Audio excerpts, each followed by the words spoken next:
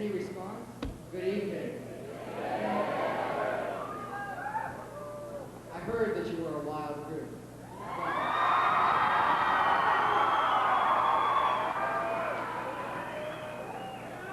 But let us take a moment and let us pray. Gracious God, we have come here this night to celebrate, to congratulate, and to challenge. We have come here to celebrate the class of 1987. They are achieving this academic goal.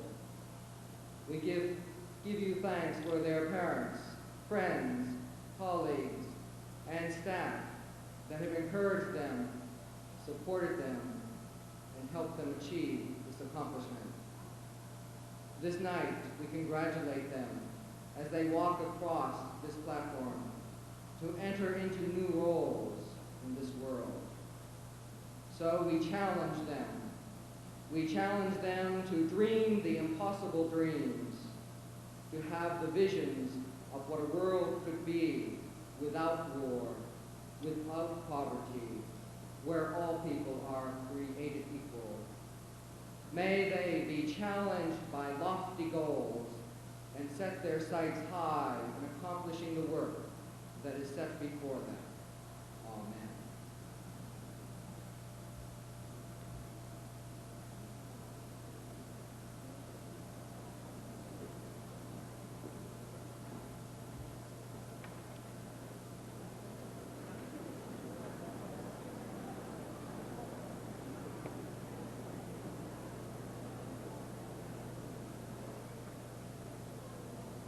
Reverend Kirsten, Reverend Whitehead, Mrs. Connolly, Mrs. Dabrowski, Mr. Shea, Mrs. Green, members of the administration, faculty, friends, and most especially the parents of the graduating class of 1987. We, the graduating class, would like to welcome you on this special occasion. During the past 4 years, we have steadily been growing and realizing who we really are, who our friends are, and where our talents lay. It's amazing how fast those 4 years flew by, but it's time to leave, to move away from Bristol Eastern High School, our friends, and our families. We're taking that big step into our unknown future. We're excited, we're scared, but it's something that must be done. To stop growing is to stop living. It's a betrayal to ourselves and the ones around us. Tonight, let us think of our future as well as our high school memories, the good and the bad. This is the last event to occur before we become part of the Bristol Eastern High School alumni. Let us celebrate our graduation and let the class of 1987 find unity and peace in each other and in our lives. Thank you.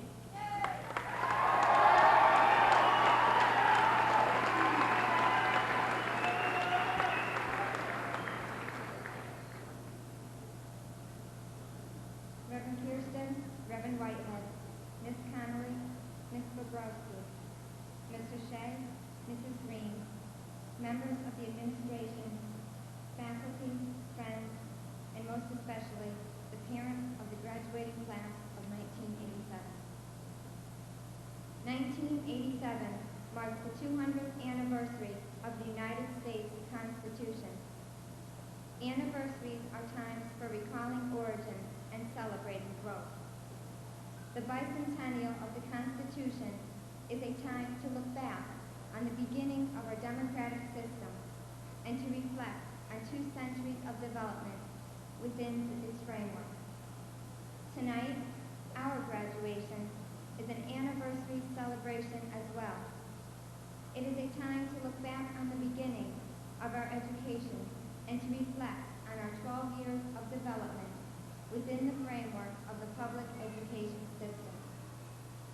During the summer of 1787, 55 delegates from a young United States of America met in the State House in Philadelphia. Their inspired labors produced a document called the United States Constitution. That meant in states so diverse population could unite on such a plan was little short of a miracle, according to George Washington. Tonight, the graduates in this room also come from very diverse backgrounds. Through the inspired labors of our teachers, our parents, and ourselves, we are receiving a document, a high school diploma. For some of us, this too is also little short of a miracle. The United States Constitution has proved to be the most successful blueprint for popular sovereignty in human history. There are reasons the Constitution remains a living document to this day. The provision for amendment was one of the great strengths of the Constitution, enabling it to evolve in response to political and social changes unforeseen by the framers. The Constitution's broad language has also kept it a living document. It allows ample latitude for legislative and executive discretion, subject to review and interpretation by the Supreme Court.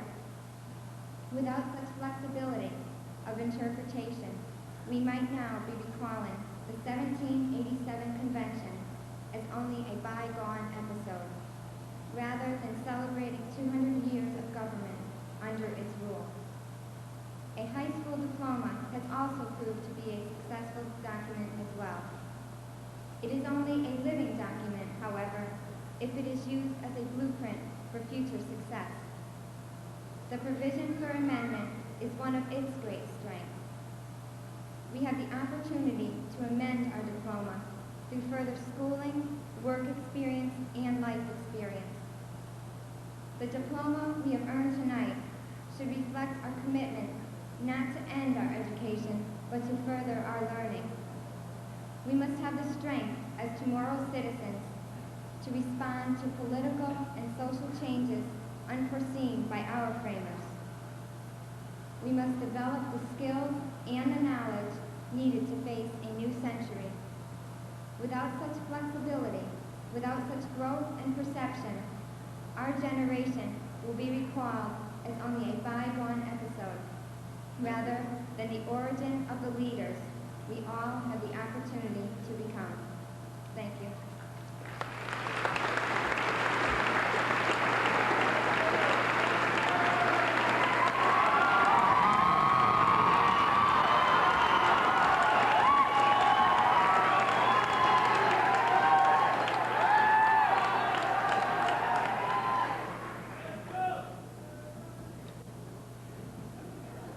Reverend Kerstead, Reverend Whitehead, Ms. Connolly, Mr. Bobrowski, Mr. Shea, Mrs. Green, honored guests, representatives of the Board of Education, representatives of the Office of the Superintendent, the administration of the school, parents, relatives, and friends of the class of 1987. I would like to begin my message tonight by recalling a passage in the Constitution written by our founding fathers and expressing their view of nature of mankind. They stated, "Man is created with certain inalienable rights, endowed by their Creator, and these are the rights of life, liberty, and the pursuit of happiness." Our fathers who were deists, who believed God ordained these rights for his children. This is why we find the motto on our currency, "In God we trust." It seems in our generation, the single most threatening world conflict is the struggle of interests between democracy, American democracy, and communism. In trying to imagine what the future relationship of these two dominant world powers might come to in the next century, we have to look at several major differences between these two forms of government. As I began, in America, a man's rights are inalienable because God gave us the rights of life, liberty, and the pursuit of happiness. This means a man has the right to work for himself.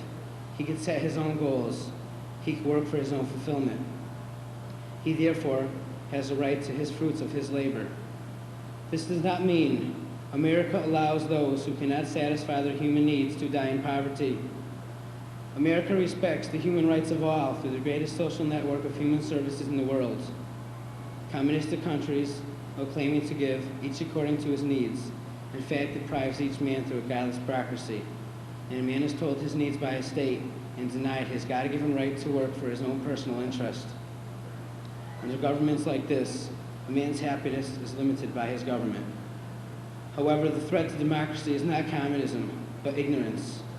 We graduates who have come to this point, who have completed our basic education as citizens, we better be 1, informed, 2, free, and 3, educated. Education, therefore, is the keystone of democracy. The obvious contrast between America and communistic countries is that in communistic countries, the government practices censorship, it practices terrorism in the military force. The individual man's value is determined by his contribution to the state and not for himself.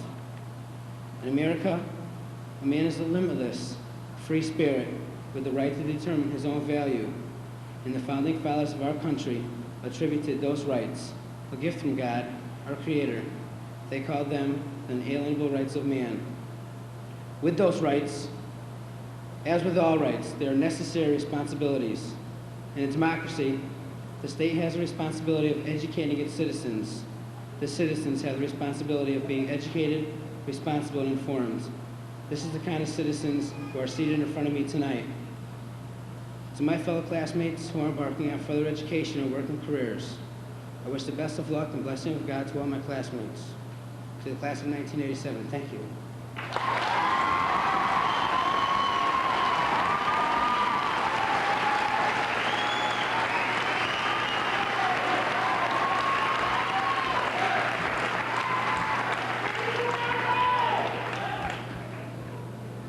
Reverend Kirsten, Reverend Whitehead, Ms. Connolly, Ms. Braborski, Mr. Shea, Mrs. Green, members of the administration, faculty, friends, and most especially the parents of the graduating class of 1987. For 200 years, the Constitution has been the backbone of our American democracy.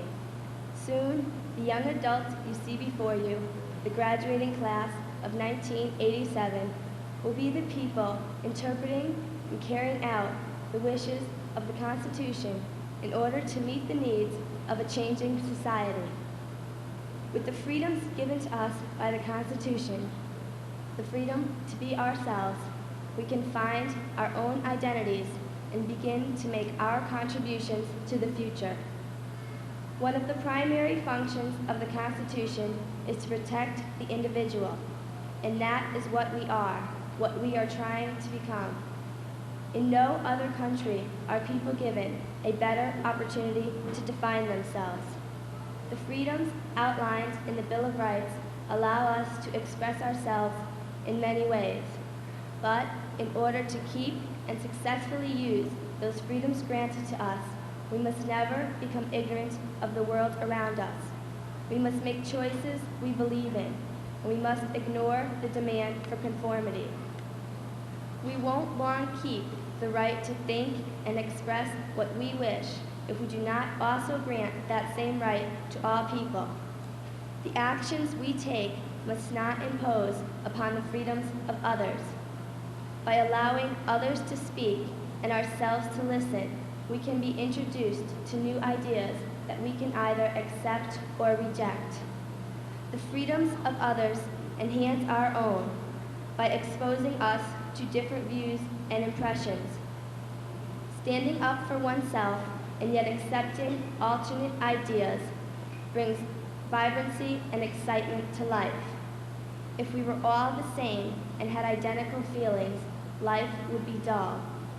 Diversity stimulates thought and enhances learning, both of which are absolute necessities in a free society. Tonight, as we prepare to leave Bristol Eastern High School, we continue our quest for independence. We are taking with us two kinds of knowledge, the kind learned from textbooks and classroom lectures, and the kind learned from the human relationships we have developed during our 4 years here. We will forever remember our family, friends, and faculty, all who have begun to shape us into unique and valuable individuals. Now, we must enter the next stage of our lives with a true interest in the world around us and readily take advantage of the opportunities presented to us, especially our guaranteed freedoms. Although we have yet to reach our destinations, we have come a long way, and thank all of those who have been a part of our lives. I hope that my fellow graduates see tonight as the beginning of our opportunity to make an impression upon the world. Let us embrace life with enthusiasm and open-mindedness and as active participants. I wish the best of luck to the graduating class of 1987 and hope that each and every one of us achieves happiness. Thank you.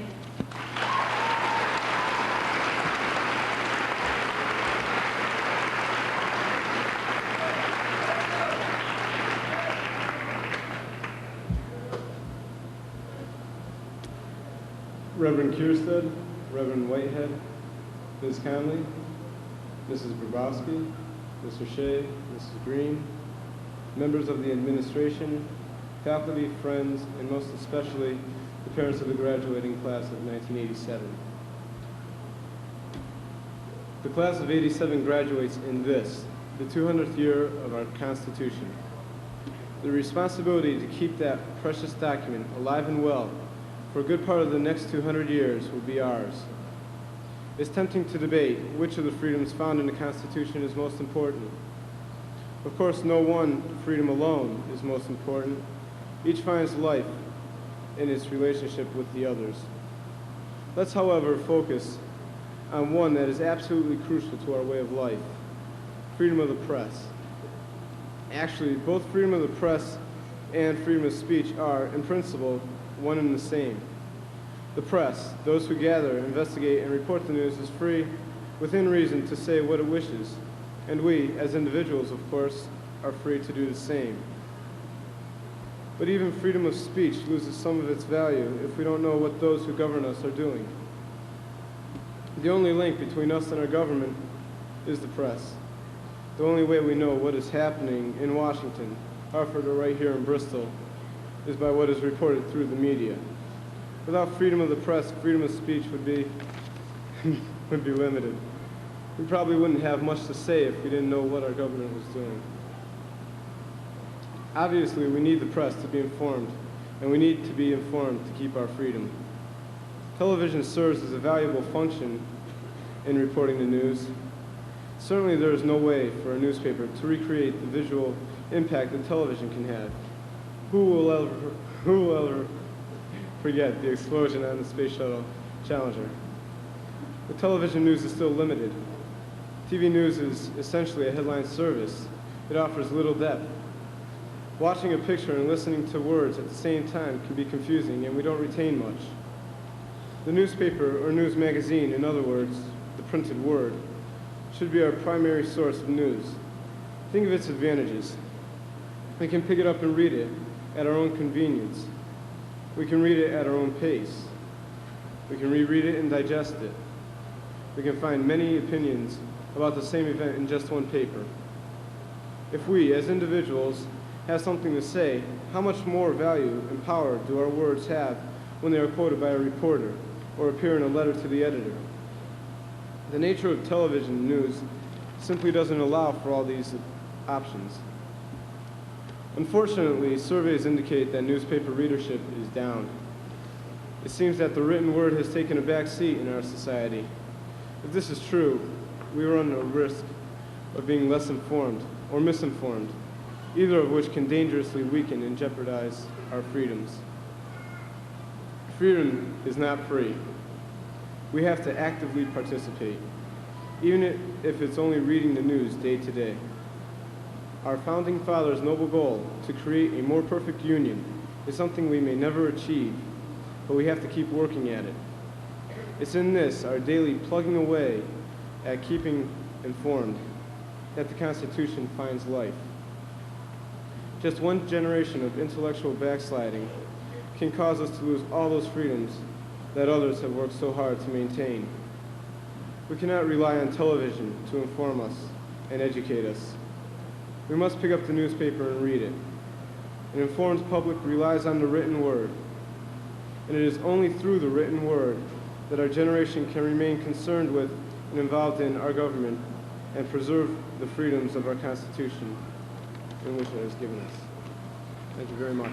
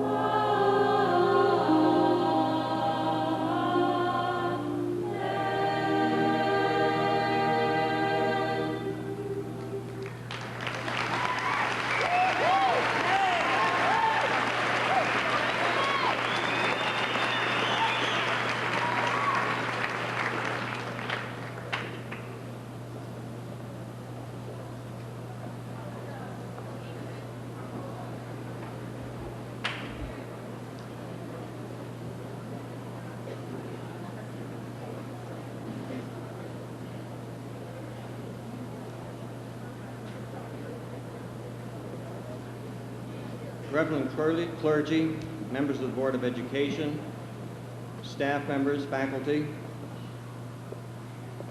members of the class of 1987, parents, friends. This is a momentous occasion in the lives of every person who completes his or her high school education. There are a few benchmarks in life that most people remember, and the high school graduation is one of them. It is a benchmark, and it is a memorable occasion because much work has gone into the achievement of that diploma. The work and the achievement that you all have put into the outcome that we're here to celebrate tonight was not accomplished by students alone, because there are many people who contributed to your success in your being here this evening, although I must grant that the majority of the work was in your hands. But I do need to remind everyone that for young people to complete their high school education and to celebrate a graduation takes the involvement and the sacrifice and the effort not only of the students themselves, but of their parents, of their families, of their teachers, and of their friends. Without this combined effort, it is a very, very difficult road to travel. And I would like to tonight not only congratulate the graduates, for certainly they have earned this proud moment, but I would also like to congratulate each and every person who contributed to their being here successfully this evening. You're really at the end of a career in high school, but at the beginning of a new life for yourselves. And I think that it's important that you keep in perspective where you are in your lives. It's important that you recall that you have learned many things along the way through your elementary school education, your junior high school education, and your high school education. And you've also learned things along the way from parents and from others in your life. As you have grown with this education, not only in school, but all throughout your life, these learnings will stand you in good stead. But now you will embark upon careers to further your education, to go on to college in some cases, to go on to other education, or to go into jobs, or to go into careers. That's at times, especially at this point of in your lives, a scary thing. It's scary because you really don't know what to expect. It's scary because you're going out essentially on your own. There is quite a transition between the high school and the career that you have in front of you. But I'm sure that each of you is prepared to make that transition with ease and with dignity. I would like to say just a special thing to parents on an occasion like this, because it's so important to young people who are graduating from high school for parents to understand also in the lives of these young people where they are. With students leaving high school and going on to further their education or to jobs or wherever they may go, at this time in the lives of parents, it also is going to be a change. And it's a time when you need to re-examine the relationship that you have with these young people. It's a very difficult time in terms of parents making an adjustment to loosen up and to let go just a little bit. In fact, maybe loosen up and let go quite a bit. Because these folks are entering adulthood, and that relationship between you as parents does become somewhat different. That doesn't mean that the responsibility and the caring and the love and all that goes with being there when you're needed or when they need you is to disappear, because it doesn't. In fact, I've heard tell that as young people get older and as they go through adulthood, that the time of parents becomes even more difficult. But I would only encourage parents to really think of letting go and letting these people flourish. They're at a point now where they need to have a degree of independence to round themselves out as people and as true human beings.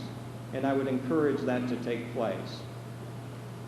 I would like to congratulate you young men and women in the class of 1987. You've accomplished a tremendous thing in being here this evening.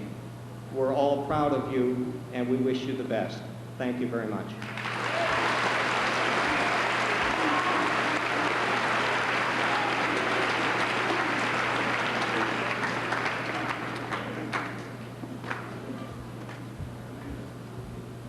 As president of the 1987 senior class, I would like to present to you our class gift. The gift we left to Bristol Eastern High School is a much-needed water fountain.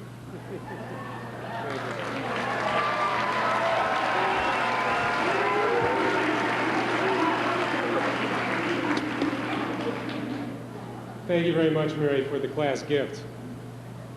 Not only will it refresh future generations, but it will serve as a constant reminder of the pride which the class of 1987 felt for Bristol Eastern High School. Reverend clergy, members of the Board of Education, honored guests, faculty, family and friends of the graduating students, and most of all, members of the Bristol Eastern High School class of 1987. Commencement speeches tend to fall into a pattern not unlike that well-worn cliche which states, "Today is the first day of the rest of your life." The commencement speaker generally extols the virtues of the graduating class, tells them that they are the hope of the future, confirms that indeed they will conquer all the problems that plague mankind, and urges them to go forth as the newly inducted members of the adult community. While maintaining such optimism for you, I also want to be realistic regarding the myriad of dilemmas which exist now and which are projected for the future. Your tasks in overcoming these obstacles will be far more difficult and of greater urgency than those graduates who have preceded you. However, your training at Bristol Eastern High School has provided you with a sound foundation for your future and has given you the necessary skills to meet the challenges which lie ahead. As an example, the prospects for world peace and the avoidance of a nuclear holocaust remain unstable in our present day and are projected to be so in the future. Your generation, you sitting out there in front of me this evening, you must be the ones who will choose either a path of action which promotes greater understanding among the world community or which heightens the tensions which have existed in the past. Your training in the social sciences and foreign languages here at Eastern High School have been designed to provide you with the necessary information and awareness to help you as American citizens to understand international events and to develop responsible courses of action with your fellow world citizens.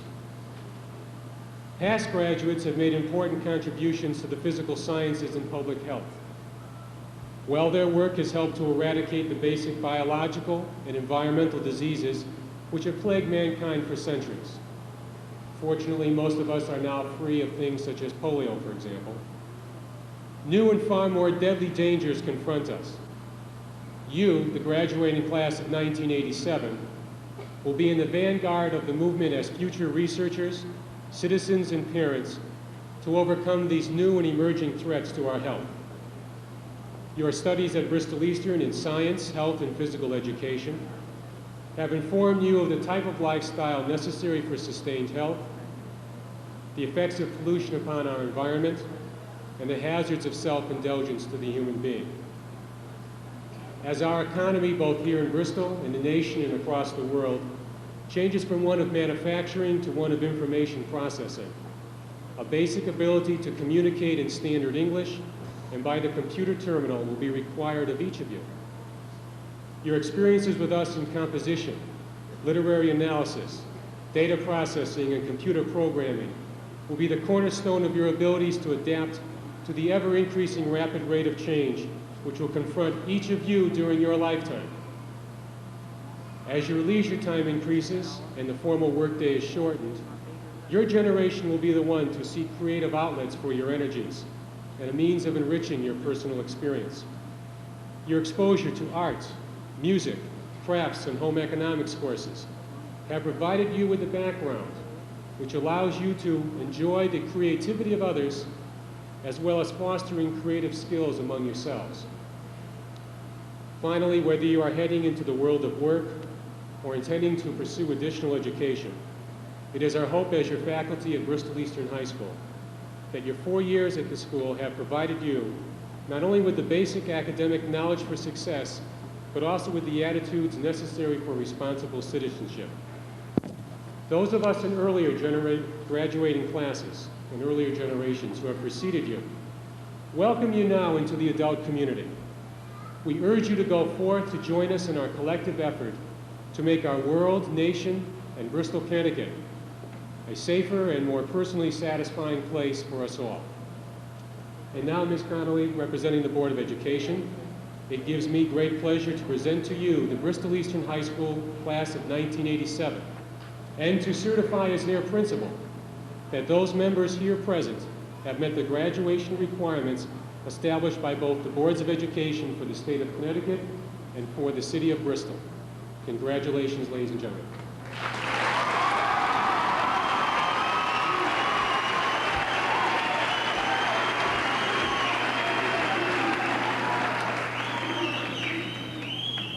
Thank you, Dr. Lyons, and good evening to all, and especially to the graduates.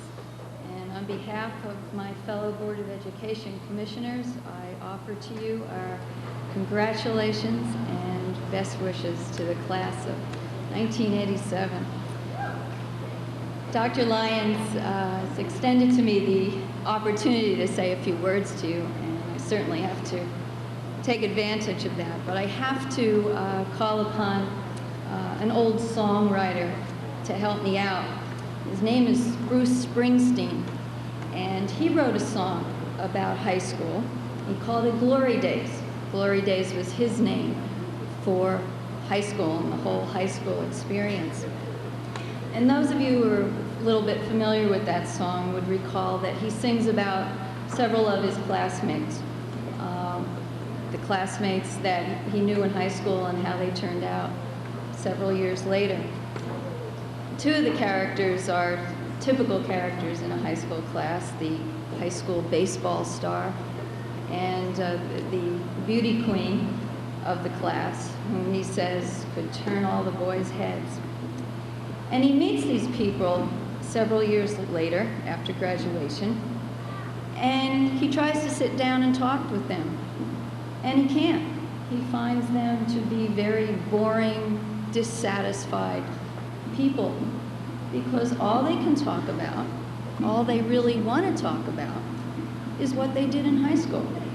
All they want to talk about is those glory days. And sadly for them, their best days are behind them. As the chorus goes, glory days, they'll pass you by. Glory days, in the wink of a young girl's eye.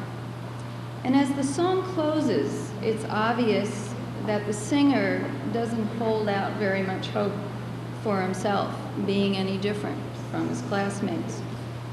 He says, I hope when I get old, I don't sit around thinking about it, but I probably will, just trying to recapture a little of the glory of, but time slips away and leaves you with nothing, mister, but boring stories of glory days.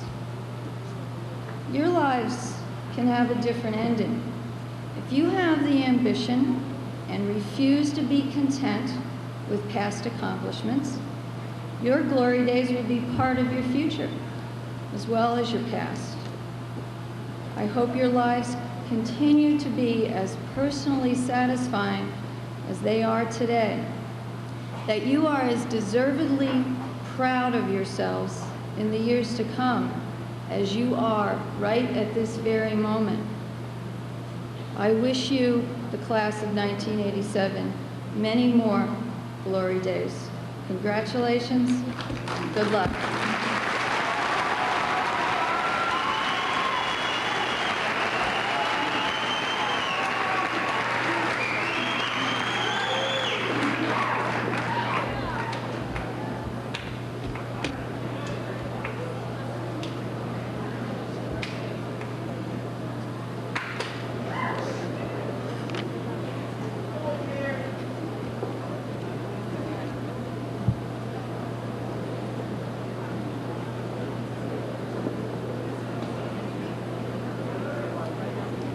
Mary Kelly, Glenn Lodovico, Julie Martell, Diana Norberg, Jennifer Lowry, John Escalante, Stacy Riley, Christopher Joyelle, Teresa Adams, Basman Algerian,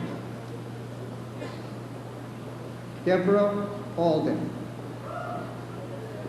Antonio Alfieri, Jennifer Ancona, Paul Armstrong, Christina Aston, Christine Auclair, Michelle August, Danya Baker, Melissa Van Zurich, Elizabeth Barnes, Jennifer Baxter, Gerald Bodette, Renee Beaupre, Dawn Beatty, Wendy Lee Began,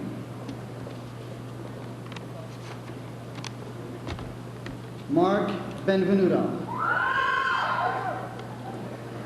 Jennifer Bernacki, Paul Bernacki. Roberta Blaisdell. Susan Bogan. Eric Borden. Catherine Bossy. Mark Bouchard. Karen Bowerman. Laurice B. Brown. Jonathan Bryant. John Butler. Craig Cannon. Candace Carroll. Tammy Castellini. Marco Cerbone. Keith Chambers. Dino Circosta. Robert Cook. Danielle Cooker. Matthew Cornell. Gary Cote. David Crocker. Adrian Cross. John Crowley. Hayden Crumrine. Shelley Sear. Heather Zarnecki. Who's the next one that's coming up? Craig? Kevin Daigle. Here. Carla DiCavallo. Christina DeLuca. Tina Dennis. Michael DiNoto. Craig Desroberts. Norman Dion. Dean Dion. Melissa Donaghy. Scott Duty. Linda Dormady. Renee Doyen. Renee Duchesne. Michael Dufine. Michelle Dumont. Cheryl Duckowitz. Kimberly Dyson. Carl Fajani. Sean Farrell. Mark Feivelson. Jeffrey Fiandella. Joyce Fiorillo. Laura Foreman. Scott Fraley. Amy Gagnon. Michelle Gallipo. John Gangle. Thomas Gatson.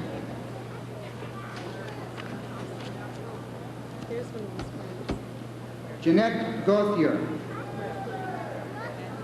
No. Sandra Gaviria. Lisa Getchell. Scott Jagir. Barbara Blazinski. Gina Nazo. Leo Cadet. Tracy Gania. Lorianne Garalski. Mark Goulet. Michael Granger.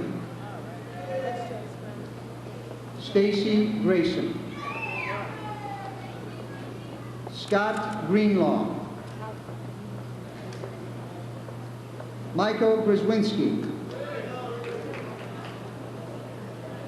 Joseph Guerin. Raymond Guimond. Kim Gutt. Robert Hackling. Here's his friends, those two. Edward Hale. Brenda Hardin. Kim Hayford. Richard Hayford. Emily Heckman. Catherine Hine. Laura Hill. Darcy Hoadley. Patricia Hoadley. Brian Hoffman. Tracy Hasselfeld. Lori Howland. Jason Hurley. Aaron Iskra. Derek Johns.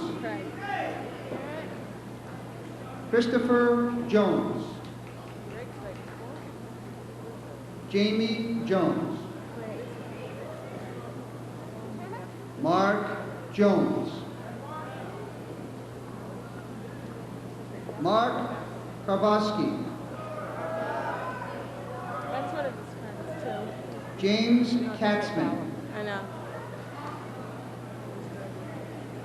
Stephen Kauke. Oh, look at Craig. Look at Craig. Craig Keegan.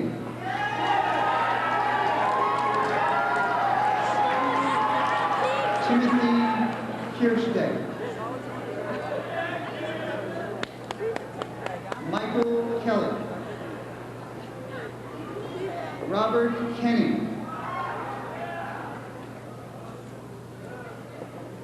Dawn Kilduff. Kenneth Knox. Peter Kowalski. Jennifer Kruger. Craig Cruz. Here's Tom. Thomas Kaharski. Dina Kaharski. Robert Kalazinski. Victoria Kunkel.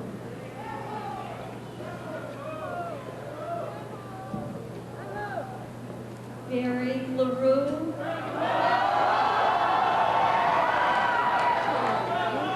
Deidre LaFurrier.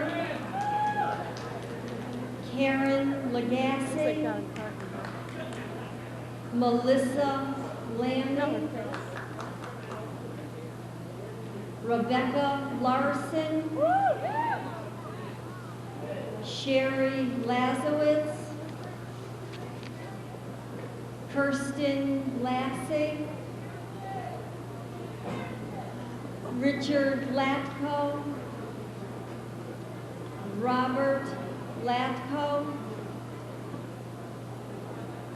Brian LeClaire. Matthew Ledoux. Michael LaFay. Rachel Letizia. Holly Levesque. Todd Lewandowski. Chris Lewis. There's Dave Rosen. Laura Lishnis. Richard Lipke. Robert Lojeski. David Losey, Michelle Lowry, Christine Loguieski, John Luisi, Troy Madore, Eric Matson, Julio Masonette, Stanley May, David Mancuso, Kendra Manwaring, Susan Martell, Susan Martin, Victoria Mazzarelli, Cynthia Mastriani, Bridget Mazerow, Laura McClure,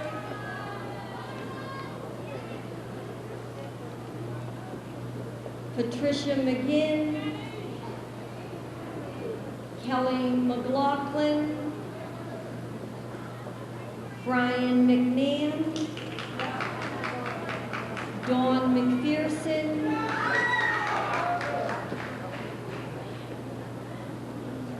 Ronnie May, Todd Migo, Look at his score, those chords. What? He took Michael those chords. McCary, Joe's friend. April Michelson, Jeffrey His sister Mishaw, had Jean Mapucci, Joseph Mikulski, Jana Montgomery, Karen Moore, Lauren Morelli, Andrew Morneau, She's probably on the board. William Morrow, No. Charlotte I Moss, don't think so. Get out of here. Atayan Naidu, Elaine Nelson, Tracy Nestico, Lisa Nicotera, David Here he Nile, comes. This is Joseph now. This is Joe's row. Yep. Carolyn Notarangelo, Joe, the Patrick little one in the Odell, back. Oh, yeah. Look at how little. Jill He looks like a O'Hare, peanut. I know. No. Kelly Poulet,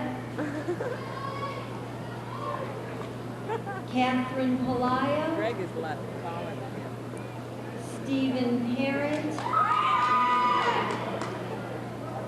Can we yell out Beth like you Ann did in the Paulowskis, Go ahead.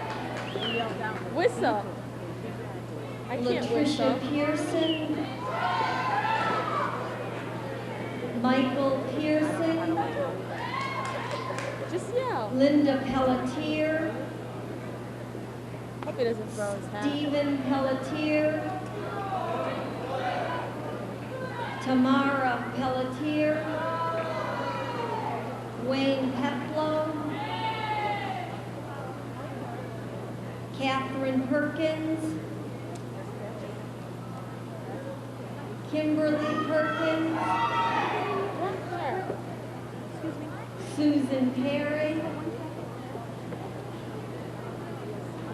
Michael Pacino, Danielle Pina, Joyce Piotrowski, Jason Pleward, Lisa Pleward, Wendy Poland,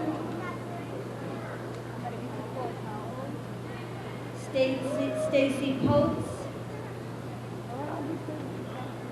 Kimberly Powers, Alicia Raymond, Donna Real, Get right over here so you can. Elizabeth Redmond, Claudia Rayburn, Carrie Robert, David Romans, Glenn Rosa, Pamela Rossinger, Chantel Roy, Laura Salerno, Stephen Salvatore, Greg Sassu, Joseph Sassu, Anthony Scatina, Sherry Slicer,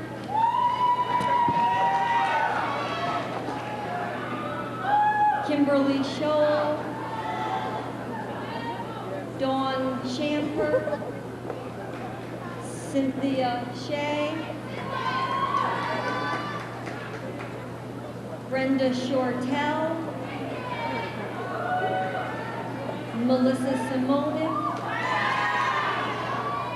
Desiree Senatori, Denise Sorois, Robert Smith, Stephen H. Smith, Stephen A. Smith, John Substanovich, Elise Spray, Nicholas Stack, Sandra Stepka, Melissa Stockman, Watch, they're gonna yell. Go ahead. John Stone, Pamela Price, Jeffrey Simmons, Jennifer Taylor, James Tico, Anthony Theodore, Stephen Tester, Kevin Tetro,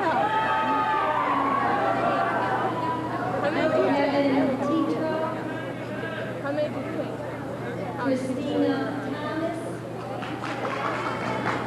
Wendy Thorin, Stephen Tremos, Joseph Vaness, Richard Montel, Charles Watts, Jonathan Webster, Donna Wingard, Kathy Werner, Kim Werner, Cheryl Ware, Dina White,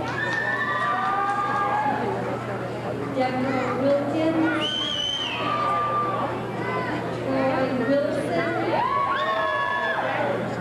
Joel Weinberg,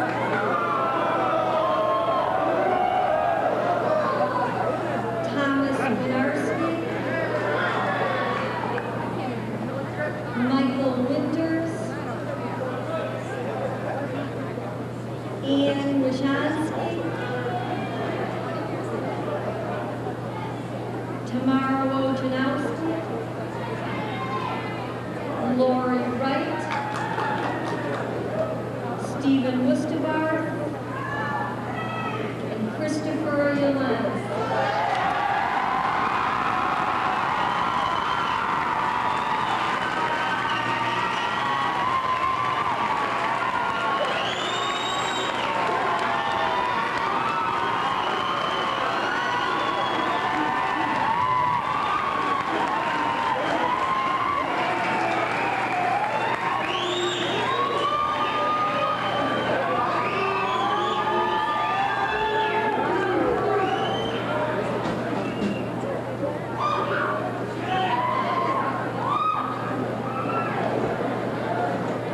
to him who is able to keep us from falling, to present us faultless before his throne in glory. Grace, love, and fellowship go with you, him, now and forevermore. Let us all say it together. Amen.